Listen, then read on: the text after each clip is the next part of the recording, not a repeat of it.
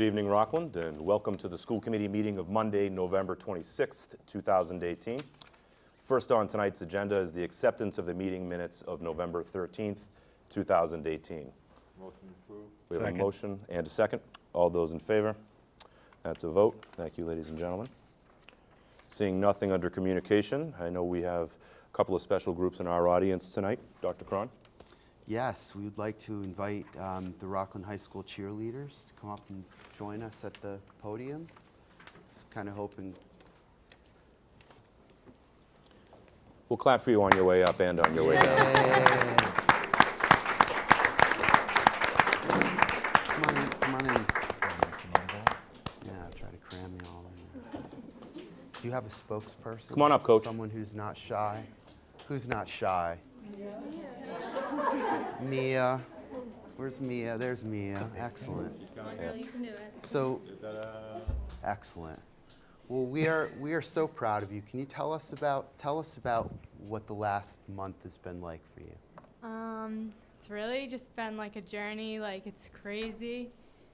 Just have incredible teammates and just to be able to like rely on each other and just be focused in one dream. It's practice every day. Practice every single day and just grind. Really grind. And so tell us your accomplishments. Like personally? No, your team. Well, we won states, of course. We started off like not even knowing like how the season was gonna be, like if we were gonna have like a good team or bad team. We had no idea. We kind of went in blind and just like we had no back spots. Callan and Haley came out of nowhere. Back spots, that must be some sort of cheerleader term. Yeah, it's like in the stunts. Sounds dangerous. It's a highly technical term that you wouldn't Yes, I understand. was going to say, it's not a baseball thing. I did some reading on that. There you go. Well, okay. First comp, we did fabulous. We were undefeated and we got first place. The second comp was Braintree. We almost hit our best routine there. And then there was leagues. Leagues was great. We obviously won that. And our routine was very put together. We just worked so hard this season. Hard. I see a pattern. There must be something that year after year, you guys seem to be awesome. I wonder if there's the best coach. Oh, you have the best coach. Yeah, I was going to say. Coach ever. Yay. Well, we are so proud of you. So proud of you. And I would hate to be a member of another team when I see you guys coming through the door. That's all I have to say. I don't know if anyone has any questions. Oh, I know we do. I know we do. Ask away. I know we do. First of all, just for me, congratulations. I mean, there's a history of success here and excellence in this program, and that's great. We'll talk about that more in a second. But this is your moment. This is this team's moment. This is your girls' moment. There's been a lot of other state championships and a lot of other accomplishments by Rockland High Cheerleading since this amazing lady has taken over the reins here. But this is your team and this is your year, and you should be proud of it. You said earlier that you guys didn't know you were going to be good. We all did. We all did. I don't think she would have had it any other way. But I'm really proud of you. Great job keeping up the tradition, and congratulations. Enjoy it. I know the committee has questions. Oh yeah. How many of you guys are seniors? One. One. Whoa. Juniors? Sophomores? Freshmen? All right, so you're loaded for the next 4 years. I mean, this is... Basically. So, okay, lone senior. How many wins is this for you now? Five states. She's Tom Brady. You have got to, okay.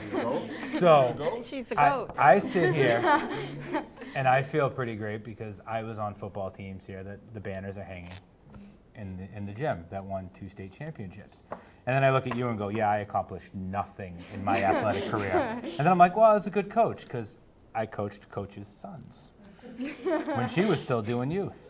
And then I go, yep, nope, I accomplished nothing because there she is killing it. You guys are ridiculous. I can't even begin to think how bad you guys must want it, because if you work as hard as I know she pushes you guys and makes you better, you guys just must want nothing but to win every time, every season. And considering how really young of a team this is, that should put everybody else in the state on notice. And so what's next after states? New England's? We actually have Or nationals? winter season that Okay. we just started today, and we will go through the whole cycle again to Okay. lead regionals and states. So we have good expectations, and then there is New England's Okay. that ends up inter season for Okay. us. Yeah. How many states have you won now, Coach? 8. You've won 8. Yeah, should I? 8? Yes, 8. How many nationals? We've only done 1 national, Okay. so, yeah. Oh, only? I Only know, one.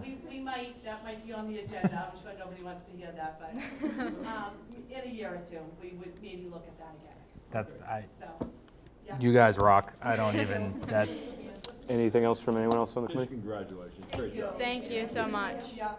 I Thank agree. you for having us, we appreciate it. Well, we appreciate you. Hopefully we'll be back in the winter. I'm sure you will. Thank you. Great job. I'm just We'll penciling see it you in now. then. All right, excellent, thank you. Thank you. Congratulations, girls. Thank Thank you. Thanks, guys.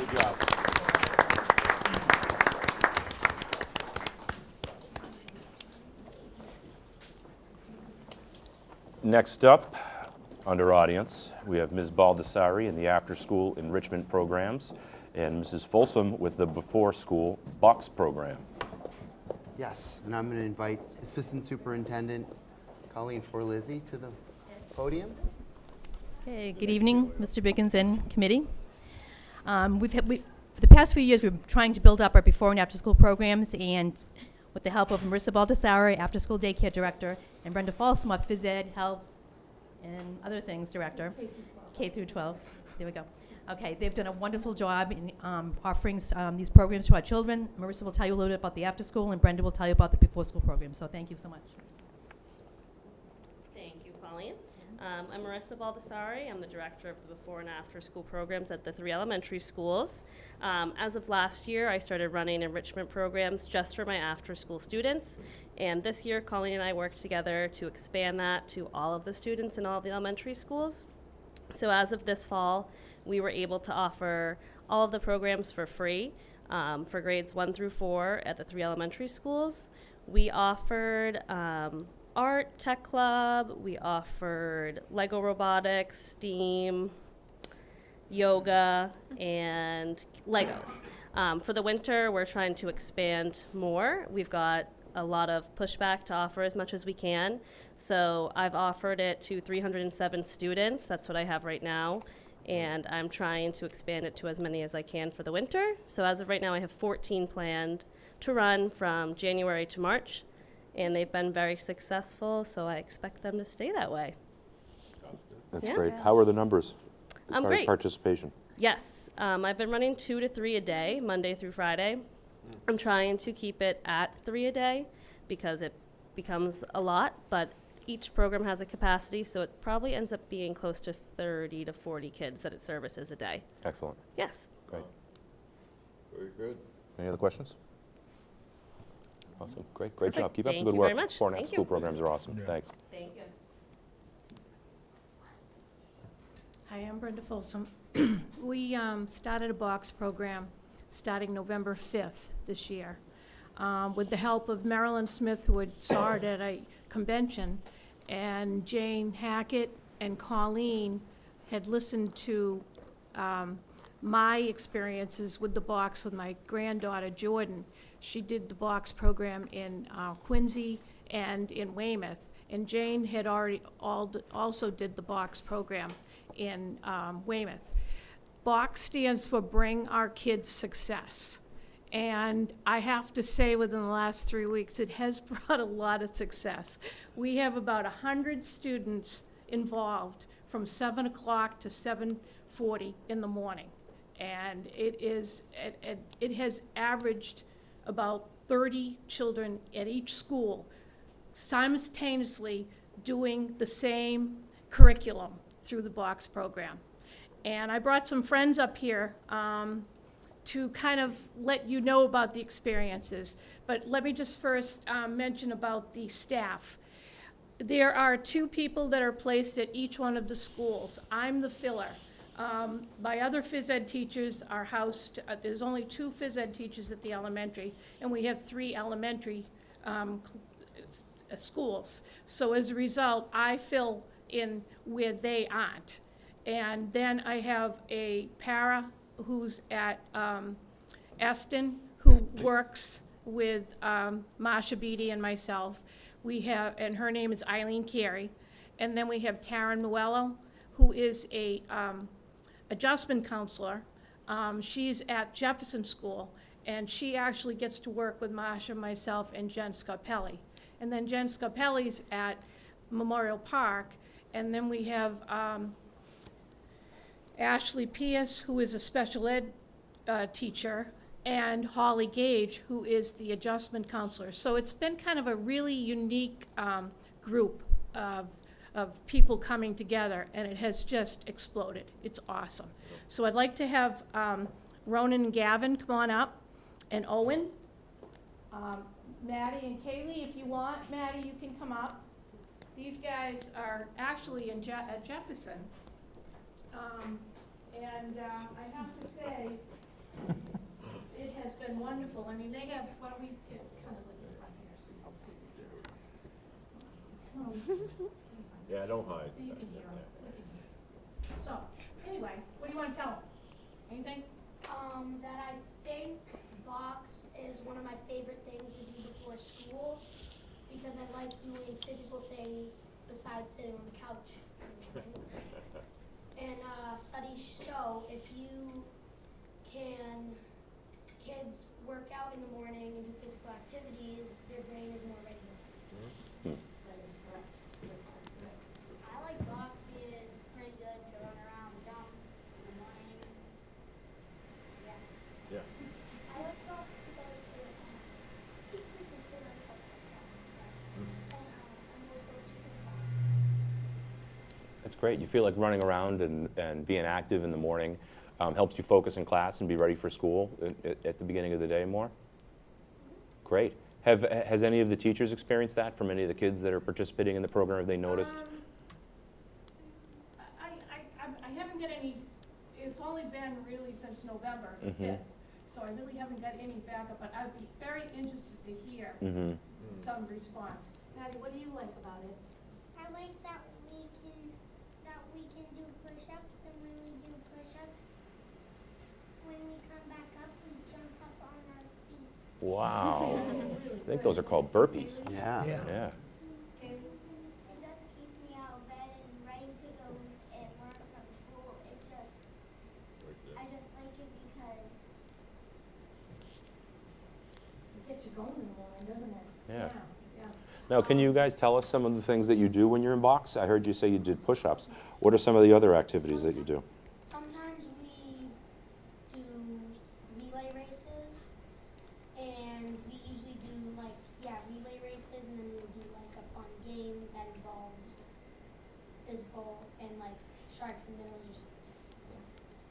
We also do. Well, we have the skill of the week, and then we play game, and then We usually play fishy. fishy, yeah, that's not every day, but yeah, fishy, that's a favorite. What is fishy? Tell us. What is it, go ahead. It's kind of like when there's 2 taggers, and then there's a bunch of kids, and they're trying to run across without getting tagged. And then they say fishy, and the last 2 people to not get tagged are So the objective of the program is just to keep the children moving. There's no idle time. Once they come in, they put their backpacks down, it's go, go, go, go, go.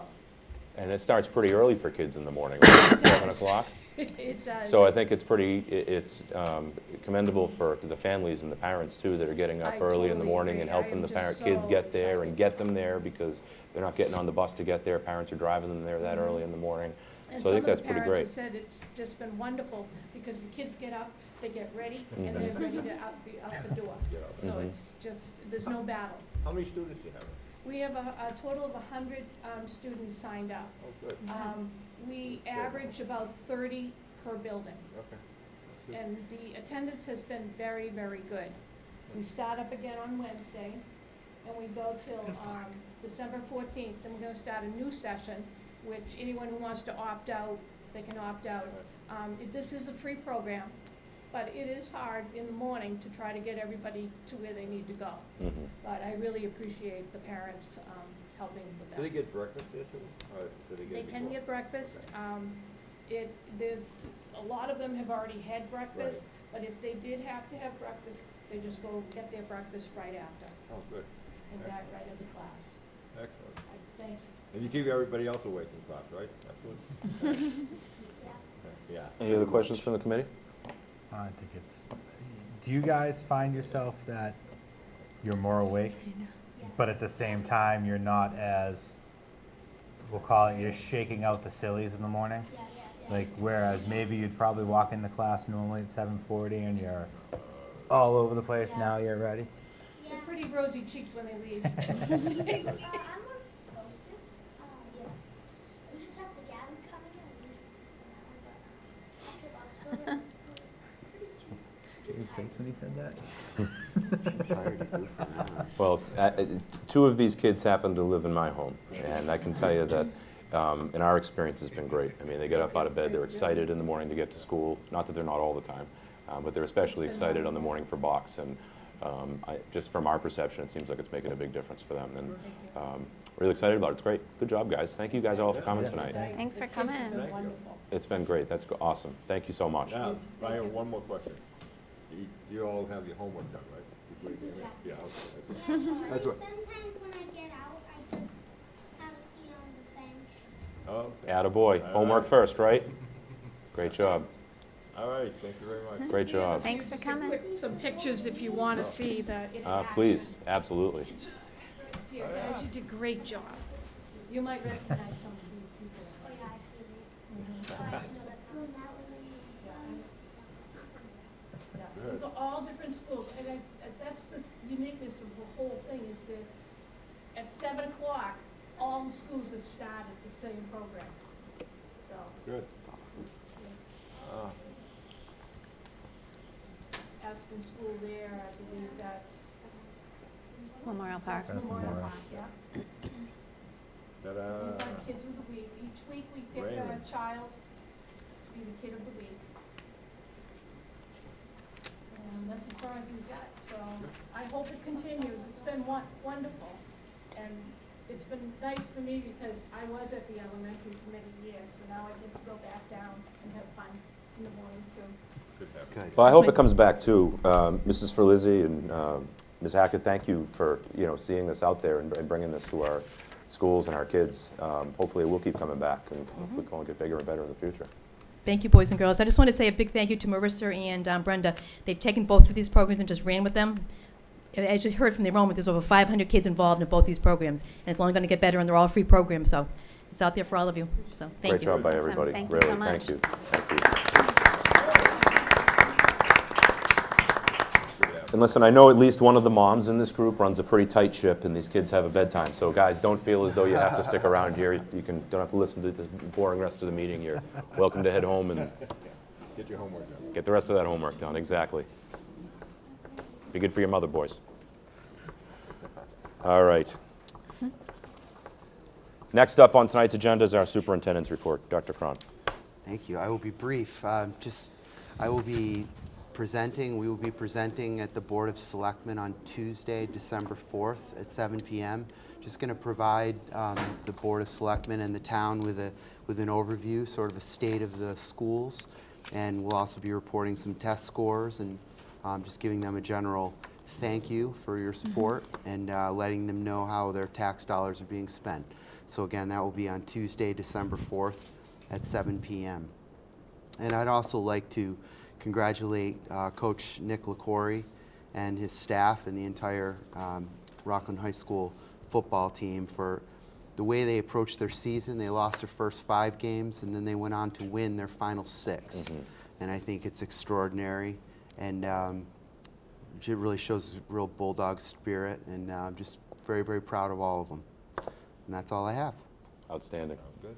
We are all proud as well. The future is bright for that program. It really is. Absolutely. I'm really happy for Coach LaCory and all those kids. I know it's a young team, and it's going to be a bright future for Rockland football. No doubt about it. Great.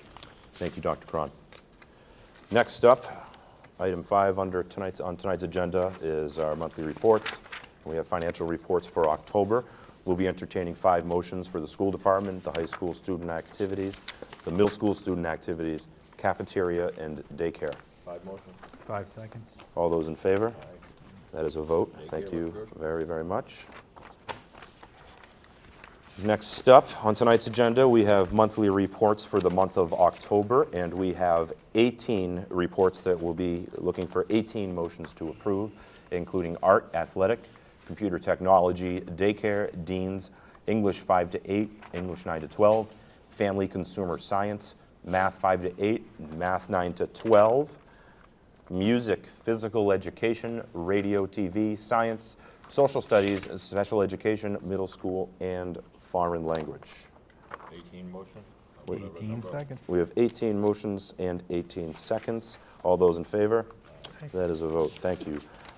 Just a quick question on Ryan, Dr. Cron. I don't know if you know the answer right off the bat, but just in the Dr. Hoyo's science report, she talks a little bit about making some changes. I think it says in an effort to improve effectiveness of courses and implement changes to the science frameworks, they're revamping the chemistry and curriculum programs by changing the scope and sequence.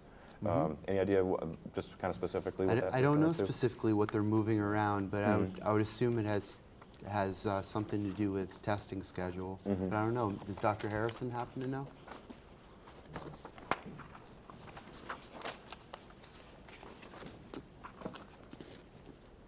Good evening. Good evening, Dr. Harrison. Good evening. I'm just going off memory from a conversation with Ms. Hoyle from a while ago. I believe it has something to do with to make it so that when they're teaching chemistry, the students have stronger math skills. So they're doing it based on what's being taught in math at a certain point in the year. So I think that was the reason for the Excellent. realignment. Yep. I'm not 100% sure, but that was what my memory is Yeah. saying. Okay, makes sense. Balancing all those equations. Yeah, yeah. Excellent. I think you missed Redox one. equations. One really great thing here. What's that? There's 102 students enrolled in the AP science classes, spanning from 9 through 12. Yeah, that's great. So, I mean, that's amazing. Next up, item 6 under old business. We have some completed fundraisers to report back on. The Eston PAC ran 2 of them. The first was a volleyball game that raised $778.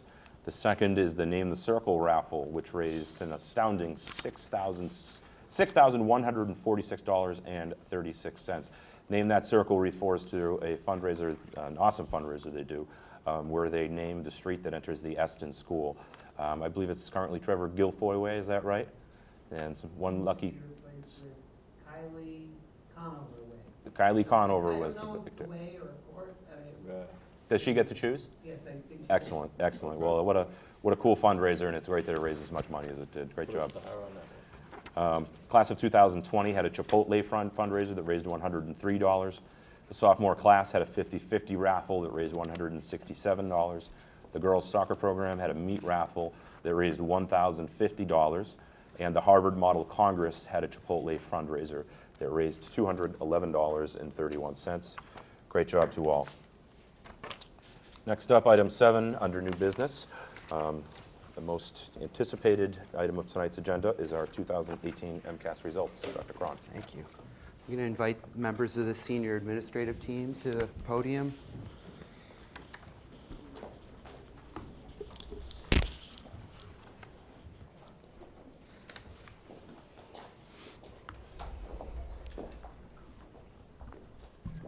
These results represent the work of all of these folks. If somebody want to maybe come around the other side too. There you go.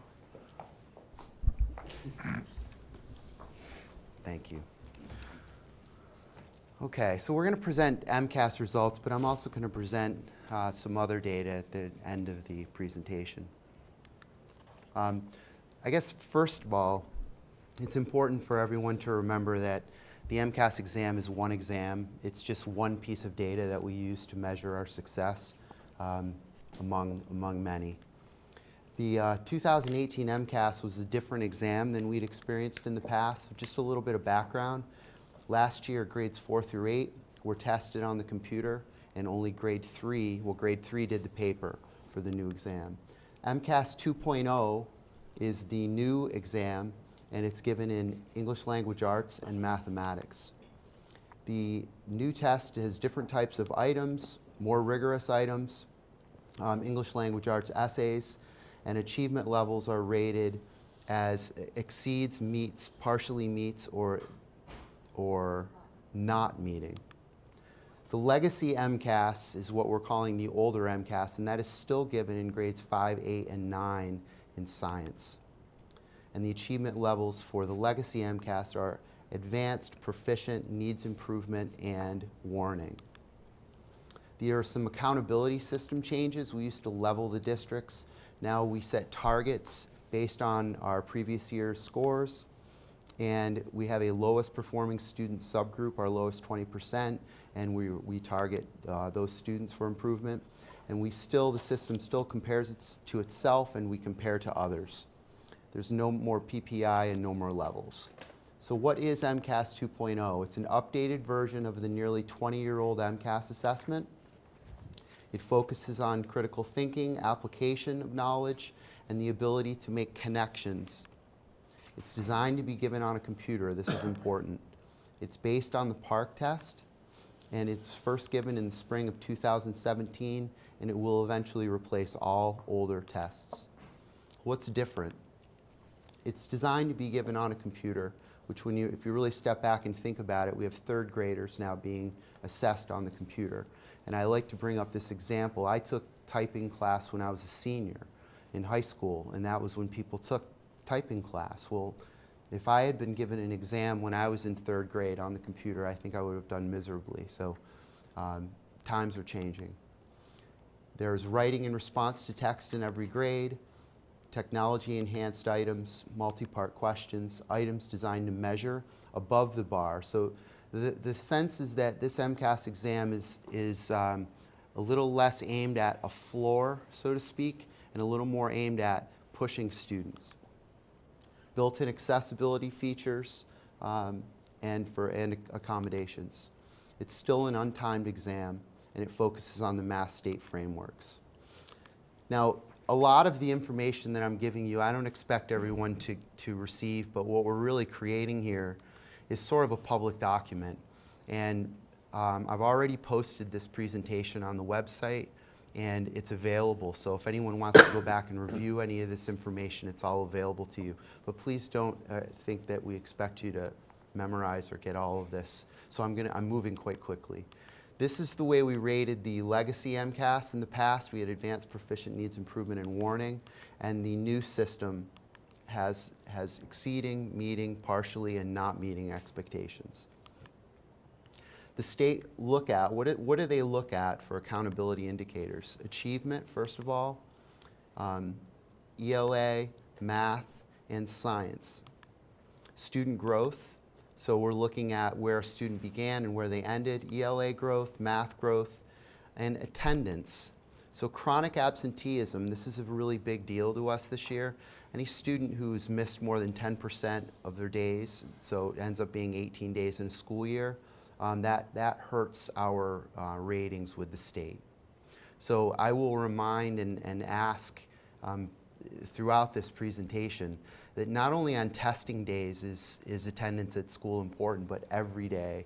If there's one indicator, and it sounds self-evident, but if your kids aren't in school, they cannot learn.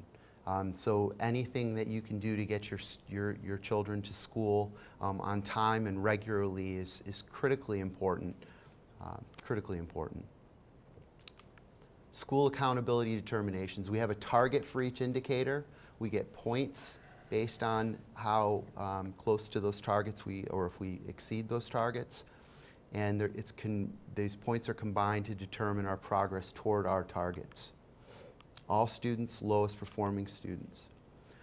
Okay, so these are some highlights. Are students meeting or exceeding expectations in grade 3? In ELA, we improved by 10%, in math by 4%, and specific school highlights were in Eston, Memorial Park, and Jefferson. And I'm going to show you a little more specifically. When you're looking at, oh good, I remembered. What we're looking for is we're trying to grow our meeting expectations and exceeding, and we're trying to shrink our partially meeting and not meeting. So here we are in 2017, and here we are in 2018, and you can see our growth in meeting expectations in this slide. So we gained 14 points from one year to the next. This is the Eston School, grade 3, and they added 10 points to their math score. And English Language Arts in grades 3 at Memorial Park saw a gain of 8 points. In mathematics, grade 3 at Memorial Park, we remained flat. Grade 3 English Language Arts in the Jefferson School saw a 14-point gain and a 4-point gain in mathematics at the Jefferson School, grade 3. Students exceeding or meeting expectations in grade 4. There was a 2% drop in ELA, but a 4% growth in math. The Eston math grew by 7 percentage points, Memorial Park math by 3, and Jefferson by 4. So a 7-point jump for Eston, a 3-point jump for Memorial Park, and a 4-point jump for Jefferson School. If you're wondering why the graphs are different, I'm wondering why they are too, because I spent a good amount of time on the state's website trying to get it to spit out the same thing for all 3 schools, but doggone it, it just wouldn't work with me. So I had to find a different way, and that's how I did it. Rogers Middle School saw a decrease in math scores and an increase in English Language Arts. So 2 percentage point drop in math and a 13 percentage point benefit in English Language Arts. 6th grade saw a decrease in math scores and ELA scores were flat. So here's what they look like.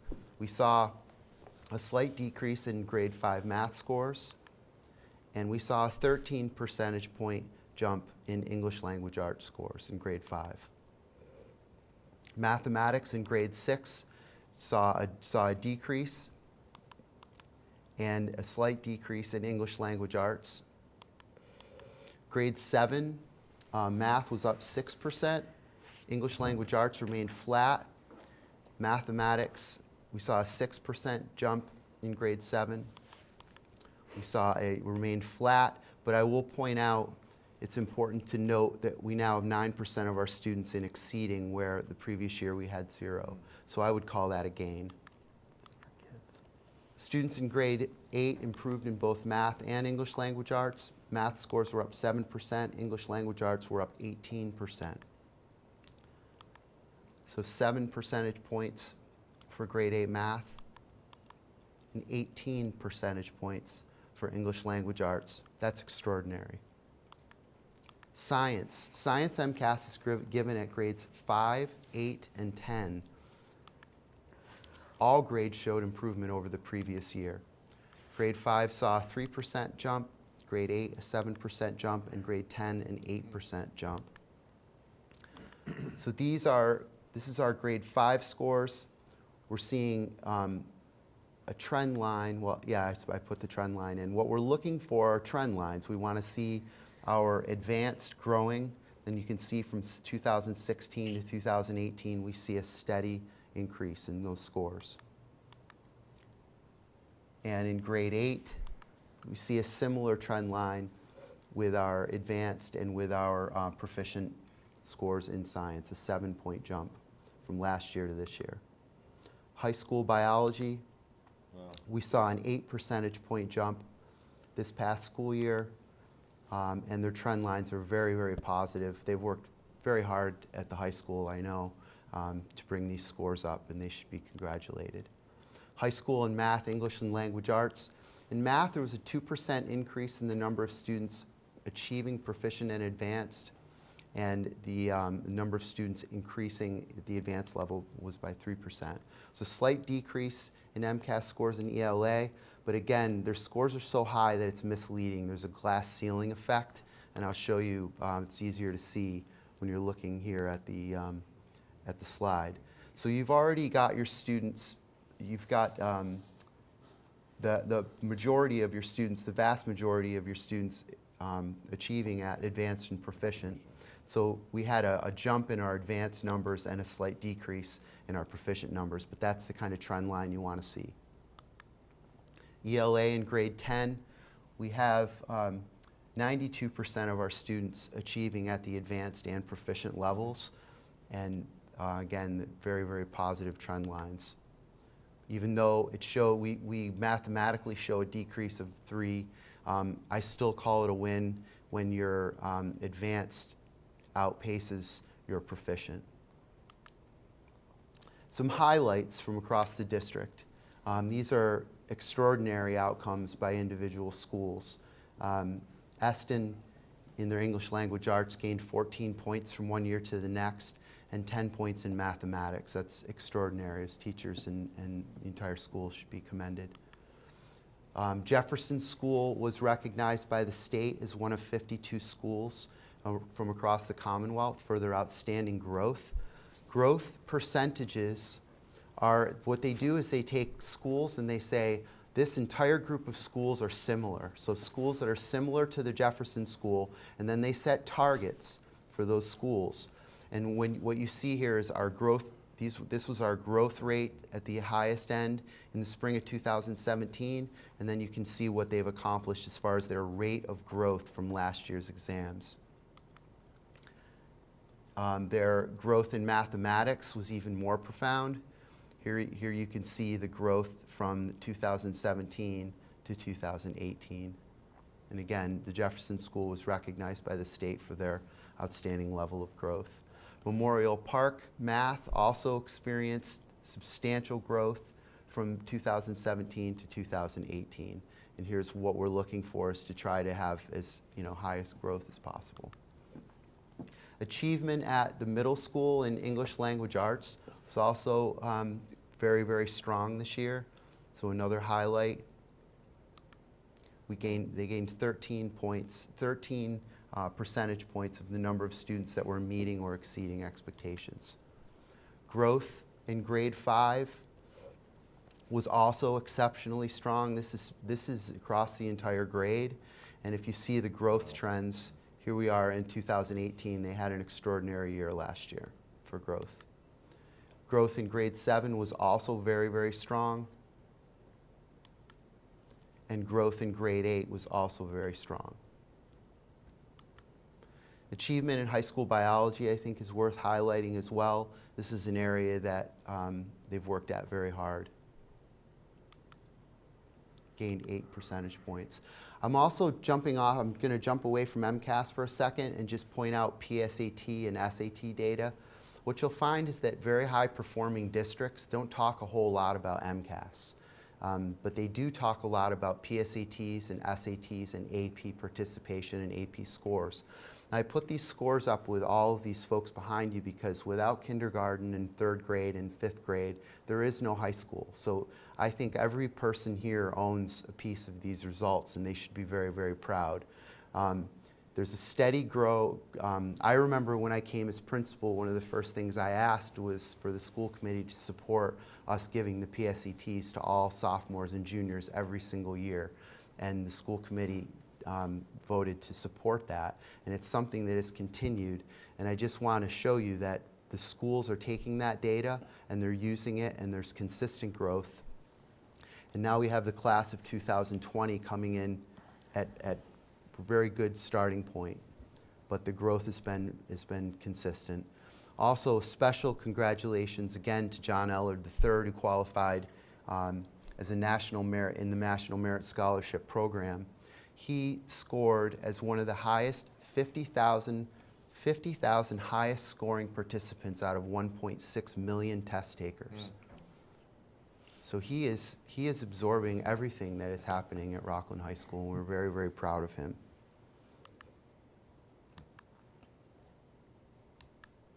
And I know how to use little blue circles. Just wanted to make sure everyone was aware of that. Okay, SAT testing. I'd also like to point out, here's what we're going for. Now, we were 29 points behind the state average in 2015. 2016, we were 14. We've closed that gap to 8. Now, I'm not saying that we're aiming for being at state average, but what I am pointing out is that our students are achieving better and better and better every single year, and more students are participating. Advanced placement testing, we are currently offering 12 advanced placement courses. This past year, 206 exams were given, and the passing rate was 46.6%. I think one of the most important things to look at here is the number of test takers in 2009 was 69, and the number of test takers in 2016 was at 146.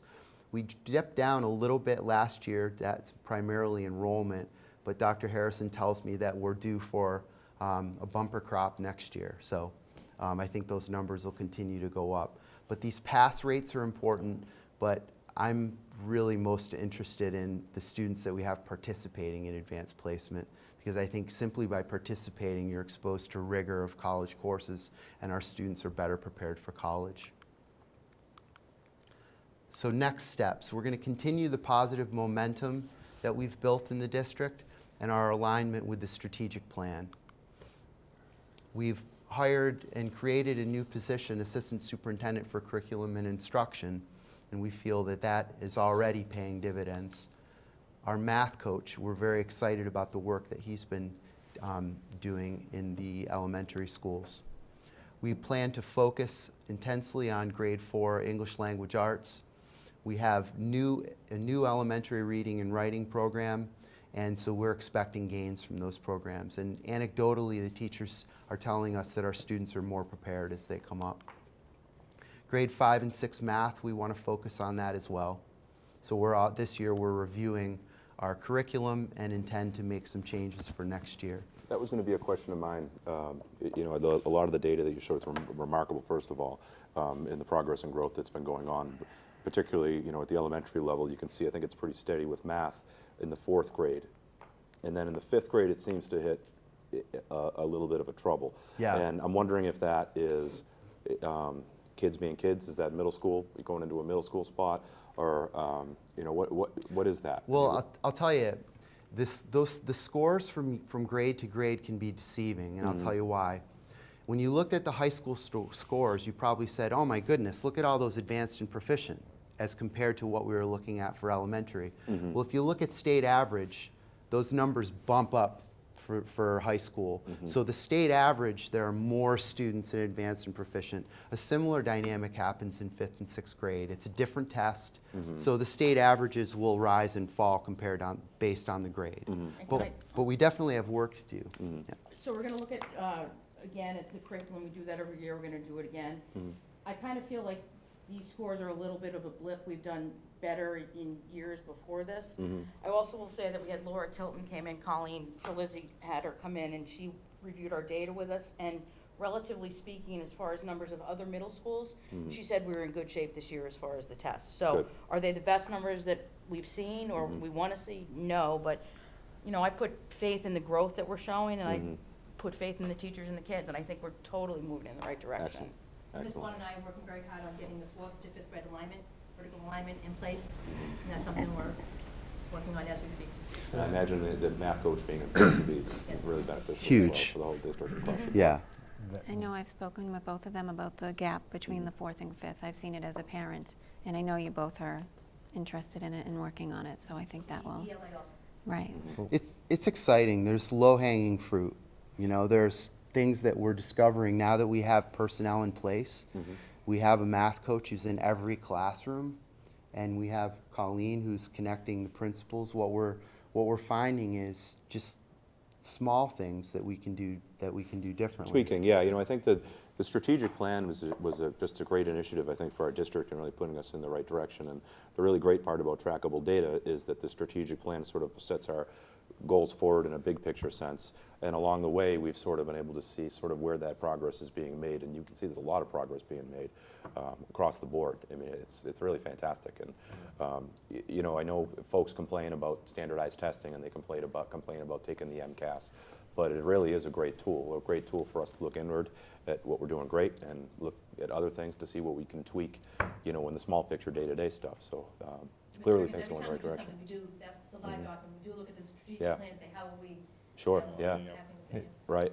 And can I just say one more thing that I Please, yeah. really feel like the 7th and 8th grade growth and progress we saw this year is a direct result of obviously the elementary, but also the hard work that our 5th and 6th grade teachers have been doing over the last couple of years. So, Sure. you know, I don't want people to be bummed out, teachers to be bummed out by some of these numbers, because we see what's happening in the classrooms. Oh, yeah, no, I didn't mean it that No, way. I I didn't mean- yeah, don't yeah, mean you no, bummed out, sure, I mean yeah. the teachers, I don't want them to be bummed out. No, yeah, and you because- can see that clearly, clearly there's progress being made later on in the middle school, right? Like they're getting them and they're getting there, like we're getting them there. And those are new numbers for us. Yeah, Those yeah, better but- numbers in the 7th Sure, and 8th grade yeah, are new, yep. really this year and last Yep. year. So, I have a question, it's kind of multiple levels here, but when they're showing the growth and stuff, they're talking about, grade 3 took that test, 17, now we're looking at grade 3 and 18, right?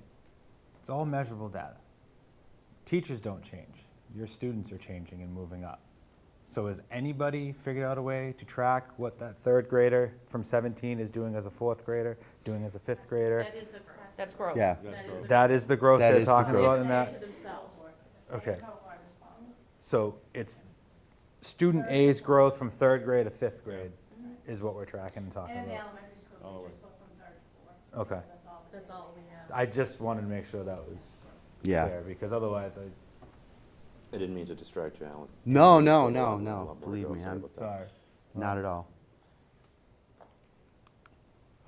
Attendance. So attendance is another area that we want to remain focused on. And again, we do appeal to parents at the elementary level especially. We know with kids in high school, they can get their own minds whether they're going to come to school or not, and there can be some fighting back and forth. But in the elementary, there's pretty much a captive audience. So we're really appealing to parents to plan your vacations, you know, at a time when we have school vacations and summer vacations if you can. That remember, your kids being in school is, if they're not in school, they cannot learn, period. They'll learn at home, obviously, but I think as far as test data and overall academic progress, we need them in school. And finally, this is a new item that has caused a lot of talk among the principals and leadership team. Test stamina, you know, being able to really, when you're in that 3rd section of your exam, will you mentally stay engaged and do the hard work that's necessary? So we're practicing that with students, and it's a big deal. Finally, the high school is preparing to transition to a new MCAS. So this one will be a computer version, and it's always sort of scary to go from the paper version to the computer version, and you hope that your scores don't go wah, but we're confident that the high school will handle it. Conclusions. The improvement in student achievement is district-wide and occurring at all grade levels. Improvement in reading and ELA is outpacing improvement in math, but we're confident that our elementary math coach is going to help. Significant increase in science scores, I think, reflects the investment that this committee and the town have made in science curriculum and materials. And the results are outstanding. At the end of the day, can be credited to our hardworking and talented teaching staff, administration, and our great Rockland kids and families. Yeah, we want to impress that on the town and this committee, that we appreciate all the support, and we want you to know that we're making good use of the resources that you're giving us. And this team is outstanding. So I am the most fortunate superintendent on the planet, and if there's one that's more fortunate, I'd like to meet him or her, because this is an outstanding team right here. I'm very, very lucky to work with these folks. Well, thank you. And that's it. Excellent. So just real quick comment. I think couple members of the team, I think that are a big part of this effort that aren't necessarily here tonight are Tim Wells and Lisa Ryan, because I know that executing this test is no small task when it comes to technology and getting our kids in front of computers and making sure they're running and up and running well, and it seems to go seamlessly every time that they do it. The other part is thank you to all of you. I mean, the people, the taxpayers, for the folks watching at home. Good things are happening. Progress is being made.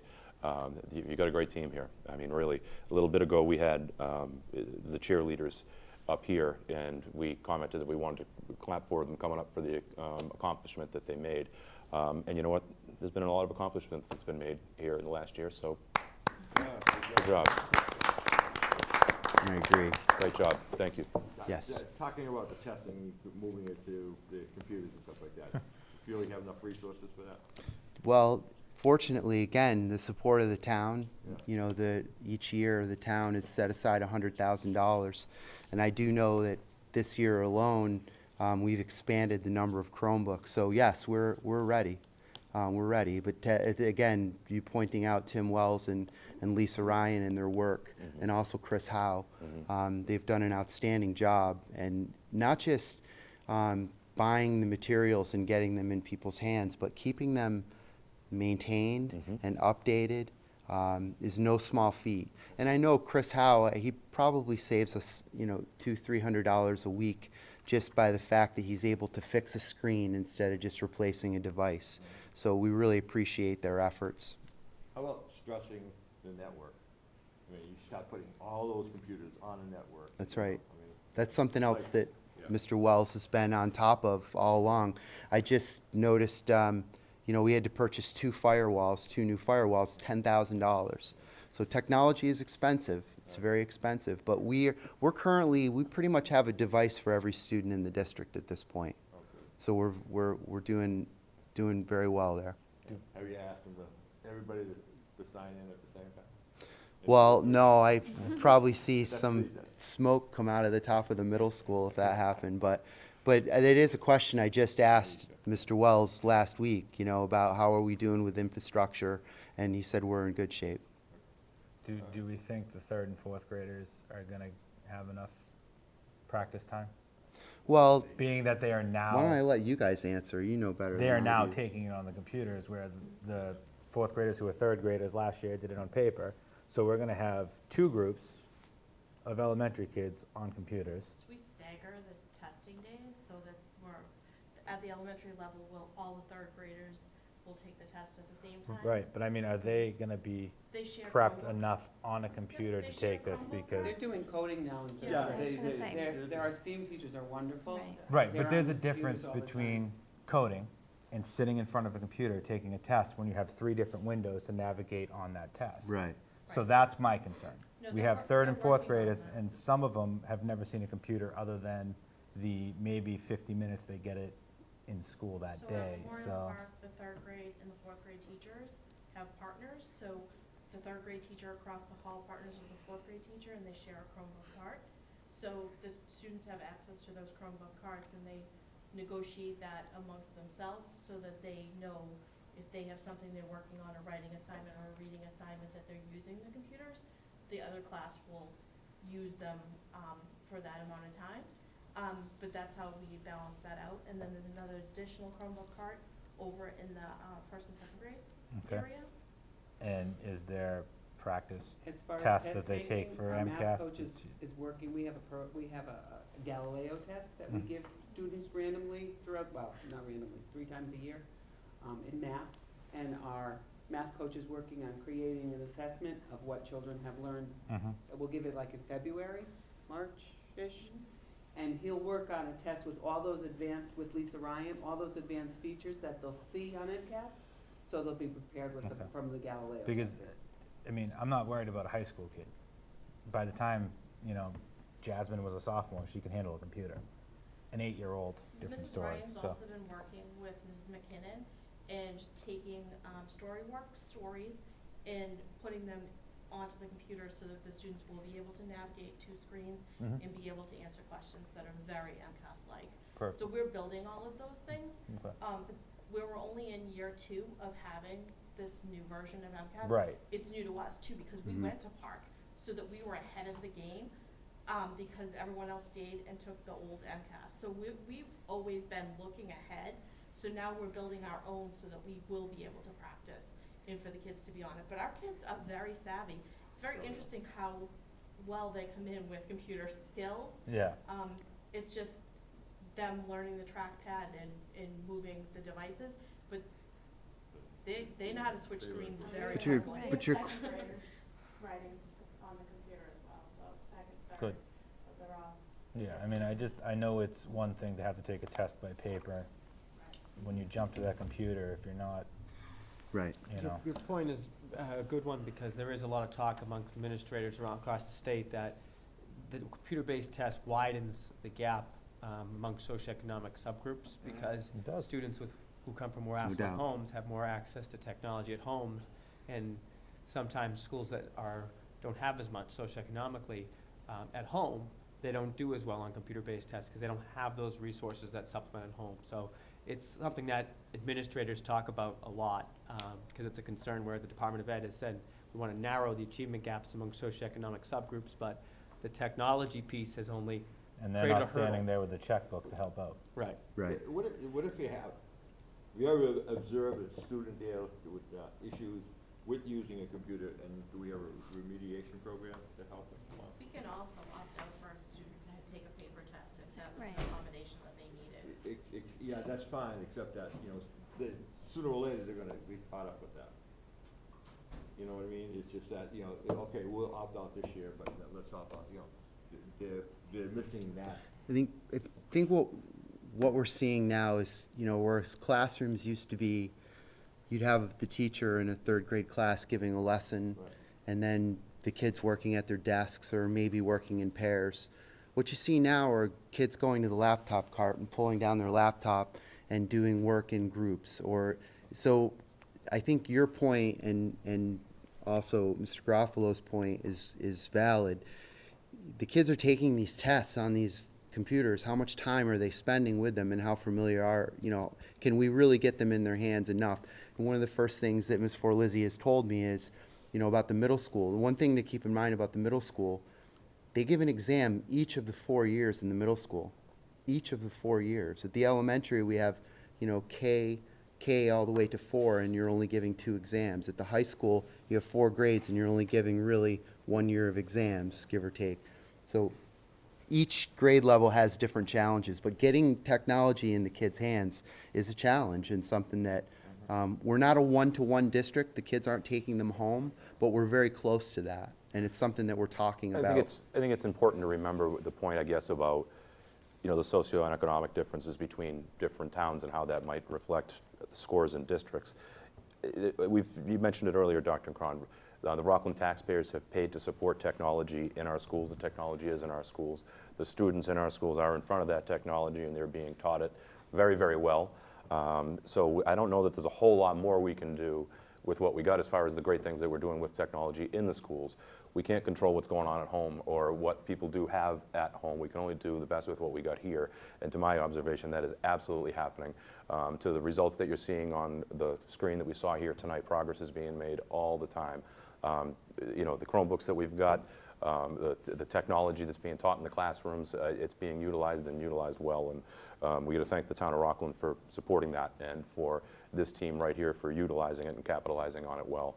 I guess it's a good point to make about the comparables, whether it be to other districts. If you might be in a more affluent town and they might have more computers at home, I guess that's great. But that's another conversation, I think, for another day. I think what we're lacking at here tonight is the progress that's been made here in Rockland schools, and we're doing a great job. I have one further question, just on, to follow up on that, is we know how many, what percentage, put it that way, what percentage of homes have technology that's put up? We actually do. I can't quote that data off the top of your head, but Lisa Ryan has done some survey work, so we have a pretty good idea of how many homes are connected with internet. But I will tell you that everyone has a cell phone, Right. and mobile operating systems are really taking over. I could see a time when everything is a mobile operating system and done on the phone. Mm-hmm. Because it's so widely accessible. socioeconomically, almost everyone has a cell phone, a smartphone, probably better. The only reason is that, you know, it can, if people at home don't have technology, don't have internet connections, don't have the technology available to them, can we find a way to support them? Yeah, we have there's $10 a month. You know, if you're a student who receives free and reduced lunch, you can have internet at home for $10 a month. It's a Comcast sale. We pump that information out to the public multiple times throughout the school year to try to make sure that any home who wants internet service can have it at a very, very affordable rate. We provide computers to students, you know, when we know that they don't have a computer at home. There are a handful of students who have school computers at home. We take care of, we try to take care of every student. So you're aware of all the, you know, ups and downs? We are. I mean, it changes all the time, but yes, we have a very good idea of how many homes are internet capable and how many students have machines of their own. I don't mean to reel this conversation back in, but I'm going to reel this conversation back in. Technology, Sure. we can talk about that all day long and how to do that. You know, I think that's an important conversation for another day. But I think right here we're talking about this test, and we're talking about these people, and we're talking about our teachers and our kids that did an outstanding job at it. But I disagree with you there, because technology is important both at home and in school, and the technology also reflects in the test, whether Well, it's at home. it's or- required for the test now, so. Yeah, Yeah. it's required, It's so all, it's part of our life now. No So doubt. It's not just technology in the school, you have to accommodate the students in the, and the families in the community. Mr. Phillips, we're looking at math programs now, Yeah. and every math program we look at has internet, has a, you know, an online Right. piece. Right. And they all say, oh, the kids can download the book right to Right. their Right, smartphones. So we're looking at all the technology, Right. everything that's involved in upgrading our programs. yeah. So I know as a parent of a 5th and a 7th grader, so I had the 3rd and 4th grader. Both my kids have Chromebooks. My kids go on, since they were in elementary school, go on their Google Docs and do their homework right on it. They did it on their iPad, they have their phones. They're very proficient, right from the get-go at Memorial Park. It's a very creative bunch, so Ms. Forlizzi may have mentioned at a previous meeting, but we even have our after-school students doing their typing pal so that they can learn to type. So our students who are taking after-school care after school are also finding time to now do their typing pal or do their math work on the computer as a tech club. Right. Can I also say that, Dr. Cron mentioned that the lowest 20% of our students are also being tracked. And Colleen and Dr. Maniglia have went out and purchased Lexia, which is a reading-based program for remediation. So we started a Lexia Club in the morning for those kids who want to come in at 7:15 when the buses drop them off and get a jump start on their Lexia accounts, because there's certain amounts of time that they should spend on this program, and if they don't have access to technology at home, they can come in the morning and they're greeted by either a special education teacher or an EL teacher, and they're asked to do some work on Lexia. Okay, So great. we're integrating remediation and technology, and our morning time isn't dead time anymore.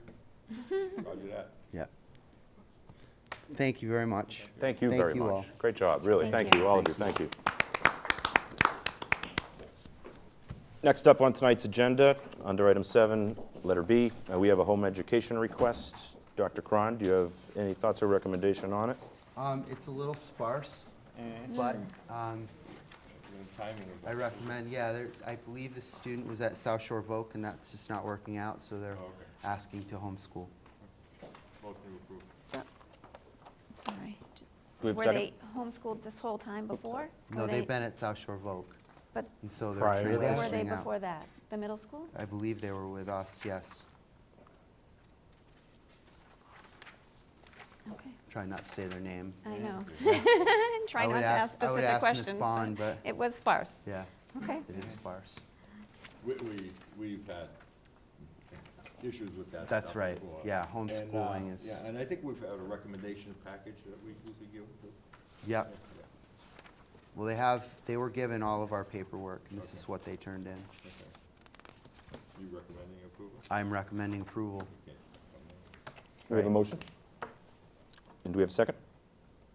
I second. All those in favor? Aye. Aye. That's a vote. I'm abstaining. Okay, thank you very much. Item 8, Dr. Cron, personnel information for October and November. Remember, anything you'd like to highlight? No, nothing I'd like to highlight. Okay, thanks very much. Last but not least for tonight is public service announcements. As always, ladies first. Ms. Morse, our student representative, how are you? Good. Any comments on tonight's meeting or questions about it or announcements that you'd like to make? Just congrats to the cheerleaders for winning states. That's awesome. I mean, they have a great track record, and I hope they keep it up. And also congrats to the teachers and students involved with improving the MCAS scores. It's really impressive just seeing them keep going up each year and seeing how well the students just keep doing with the technology and everything. So, yeah. Awesome, great. Thank you very much. Mrs. Maroney. Mr. Biggins? Mine tonight is the stroll. We, as a family, went to the stroll, and it was a great night. I wanted to thank Pam Murphy and Kathy Stewart and you, Mr. Biggins, and all of the other people that were involved and stepped up, all of the shops and things in the town center. It was a fun night. It looked from both ends packed, so I think it was a big turnout. Dr. Cron played some music for us. So it was a fun night. Thanks again. Outstanding, thank you. Mr. Mills. And the same thing, the stroll, it was fun, really fun night. It was a a fun really, night. you know, the weather was just right. It And was. it was a big crowd there. We had a terrible, very difficult choice in our family. My grandson decided that, I said, we have the North Pole, you wanna go visit the North Pole? He said, I'd rather go see the snake, go into the amphibious, and they got snakes all over, and my wife is just, she's really put off by all that. But, and it was nice to see John Rexler too. Yep, you saw him. Yeah, it was a nice time. Thank you, Mr. Mills. Mr. Garofalo. Yeah, congrats again to the cheerleaders. Their accomplishments make me realize that they are really ridiculously good, and they have a great coach at the helm. And as far as the stroll, I can remember being a wee lad walking around with my saxophone the first year of the stroll, back when I was in like 7th grade. So I think every year it has gotten better and better, and the North Pole just keeps improving, man. So. Thank you. Thank you. Well, thank you, everybody. And for me, public service announcements, I just got a couple of things. The stroll as well. I mean, it's kind of a current theme tonight. Pam Murphy and Kathy Stewart. In fact, I'd like to talk to Dr. Cron. We didn't have a chance to talk about it much more, but maybe at our next meeting, there are some folks, I think, that were involved in the stroll that deserve to be recognized, that have worked along with our schools, from our schools on the stroll, with our community to help our kids. It's a really special community event. My family's been blessed to be a part of it for a long time, to be able to host the North Pole. It's the one day of the year in our particular business where we have a lot of happy, smiling faces in the building, and it's something that we look forward to very, very much every year. But back to the Pam Murphy and Kathy Stewart. These two ladies have been running this. They founded it. They started it. They continue to do it. Ann Gardner is another lady that was, she played a very special role this year as Mrs. Claus, and she was just outstanding. And I mean, the amount of smiles that these three ladies were directly responsible for this year and every year is really, really remarkable. There are some folks sitting here right in this room even who made significant contributions and who made changes to their own personal schedules. Dr. Cron, I feel a little bit like a late night host going to the clip. But we do have a clip, and I'll apologize. It's very, very, very poor quality as far as the visual goes. But Dr. Cron and John Piazza, and I'm sorry, Dr. Cron, who was the third member of the band? Oh, good question. Really good question. Well, either way, they were outstanding. Spoke like a true musician. And these three guys took, and they had other things planned, and they changed their families' plans to be here and to take part in our community's event. They stood at the North Pole, out in front of the North Pole, and serenaded the kids with Christmas music. It sounded amazing, and you don't even need to take my word for it. Dave?